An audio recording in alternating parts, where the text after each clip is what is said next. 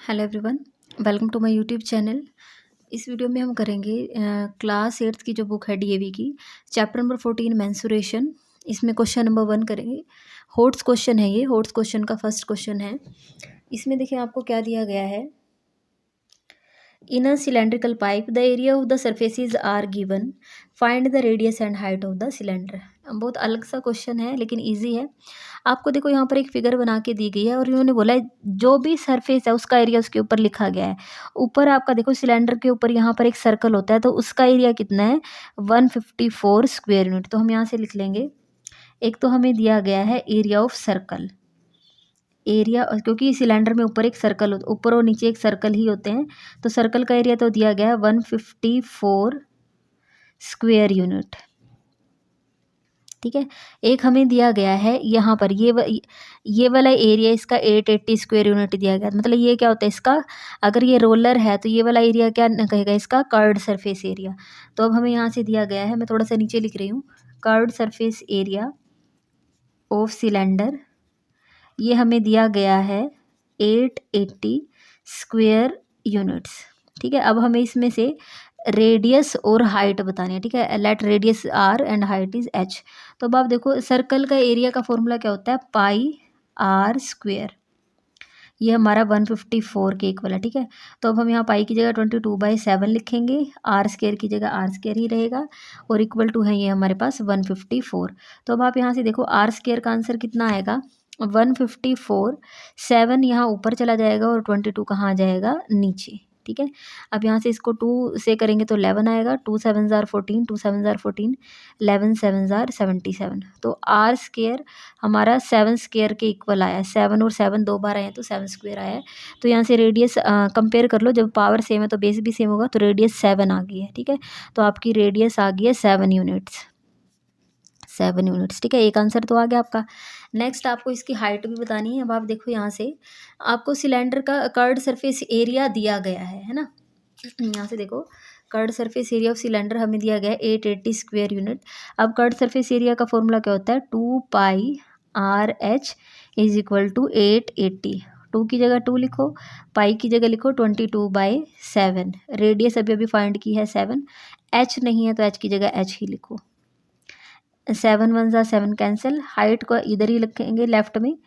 ये 2 और 22 यहाँ ऊपर मल्टीप्लाई में तो इधर जाके कहाँ आ जाएंगे, नीचे आ जाएंगे। 2 से कैंसिल करेंगे तो 44 और 0 ऐसे ही 22 2 ज़ा 44 0। तो एच आ गई है आपकी 20। ठीक है। मीन्स आपकी हाइट आ जाएगी, हाइट इज़ 20 यूनिट्स। ठीक है। यहाँ पर ये आपका क्वेश्चन फर्स्ट हो गया। नेक्स्ट अब हम इसी का ही सेकंड करेंगे। कोट्स का ही सेकंड है। इसमें देखें क्या है हमारे पास।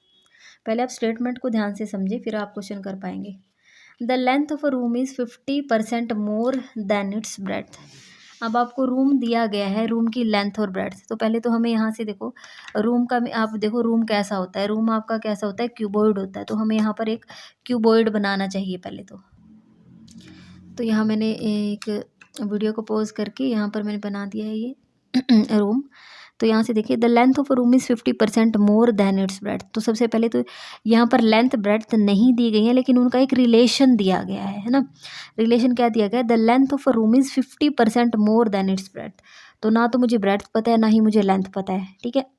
तो हम पहले लिखेंगे, पूरी स्टेटमेंट एक बार पढ़ लो। The cost of carpeting the room at the rate of ₹38.50 metre square is ₹924 and the cost of painting. हमें यहाँ पर देखो 2 कॉस्ट दी गई हैं। एक तो रूम में कारपेट बिछवाई गई है उसका खर्च दिया गया है और एक इसकी 4 वॉल्स, जो 4 वॉल्स हैं उनके ऊपर पेंट करवाने का खर्च। 2 चीज़ दी गई हैं। ठीक है। Find the dimension. अब लेंथ ब्रेड्थ हाइट ही नहीं पता है, वही फाइंड करनी है। तो सबसे पहले तो ये जो रिलेशन दिया गया लेंथ और ब्रेड्थ में, पहले तो हम इससे थोड़ी हेल्प लेंगे। यहाँ पर हमें सबसे पहले देखो लेंथ जो है वो ब्रेड्थ के ऊपर डिपेंड करती है तो हमें लेट करना पड़ेगा ब्रेड्थ को। Let breadth is equal to x. ठीक है। सब कुछ मीटर में तो मैं यहाँ मीटर लिख देती हूँ पीछे।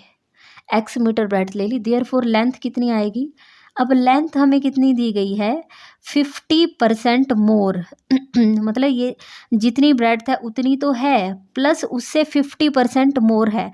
मतलब इसमें मुझे जितनी ये है उतना तो आएगा ही, इसी का 50% और ऐड करना पड़ेगा, मीन्स 50% ऑफ एक्स ये भी ऐड करना पड़ेगा। ठीक है, मैं आपको थोड़ा सा एग्जांपल दे के बताती हूँ। मान लीजिए आपके पास 100 रुपीज़ है, ठीक है, आपके फ्रेंड के पास आपसे 50% ज़्यादा हैं। मतलब ज़्यादा है का मतलब क्या, उसके पास ये वाले 100 तो हैं, ये इसी का 50% और एक्स्ट्रा है उसके पास। तो इसका 50% कितना आएगा, 50 मीन्स उसके पास कितने हैं, 150।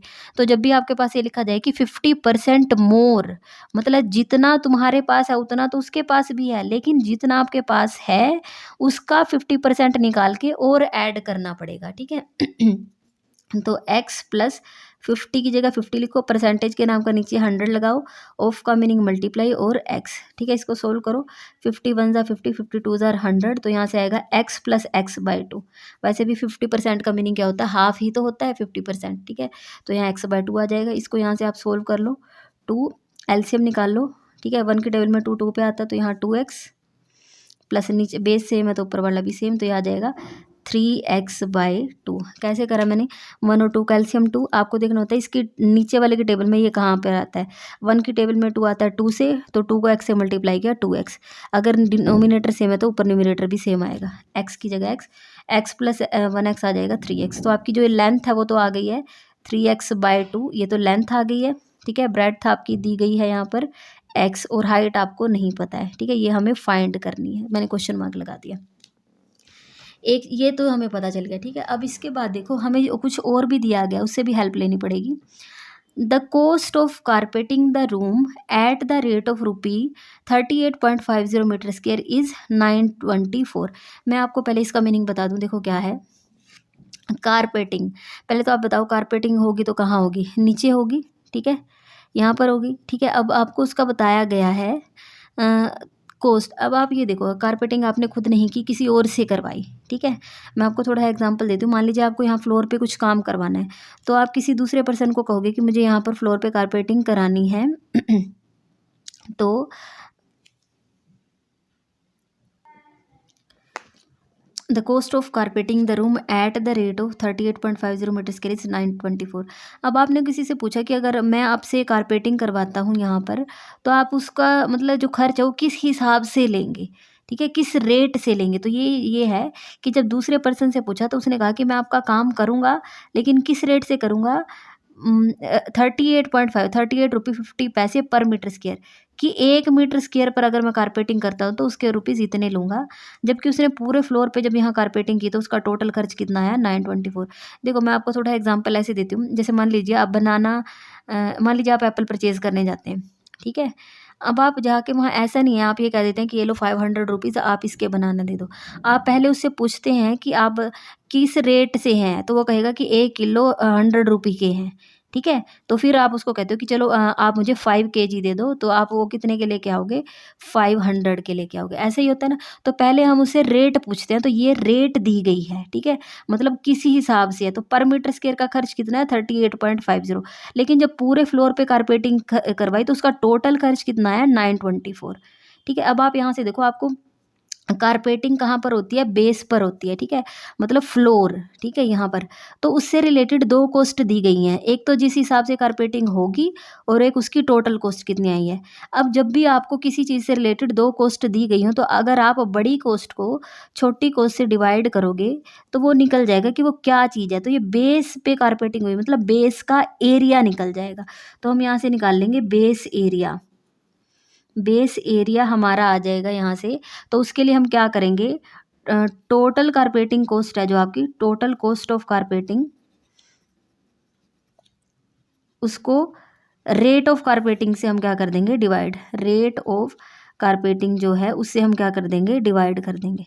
ये ध्यान से देखना है कि क्योंकि कारपेटिंग से रिलेटेड 2 कॉस्ट। अब आप इसमें ये कंफ्यूज मत होना कि मैम इस क्वेश्चन में 4 जगह 1 2 3 4 जगह कॉस्ट दी गई हैं। पहली तो आपकी कॉस्ट ऑफ कारपेटिंग है। ठीक है, मीन्स आप अगली लाइन को तो देखो ही मत।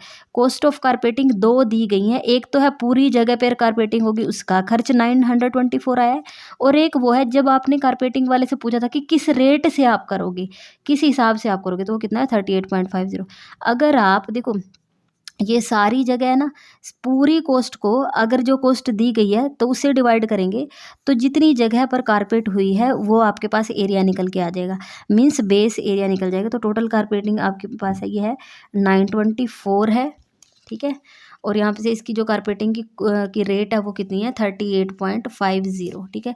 इसको डिवाइड कर दो 38.50 से, ठीक है। इसको जब आप डिवाइड कर लोगे तो बेस एरिया आ जाएगा, डेसिमल को हटाओ, ऊपर लग जाएगा 100, ज़ीरो से आपकी ये ज़ीरो कैंसिल हो जाएगी, स्कोर कैंसिल करो, 5 2 ज़ार 10, 5 7 ज़ार 35, 5 7 ज़ार 35, 77 बचेगा, 11 7 ज़ार 77, 11 8 ज़ार 88, तो यहाँ 4 आ जाएगा, 44, 11 4 आर 44, 7 1 ज़ार 7, 7 1 ज़ार 7, 7 2 ज़ार 14, तो यहाँ से 12 और 2 बजे, 12 2 ज़ार 24, ठीक है, 24। अब बेस एरिया है, सब कुछ यहाँ पर देखो मीटर में दिया गया है आपका, जो कोस्ट थी वो भी आपकी पर मीटर स्क्वायर दी गई थी, 38 पर मीटर स्क्वायर, तो ये आपका मीटर स्क्वायर में आपका एरिया निकल गया है, ठीक है।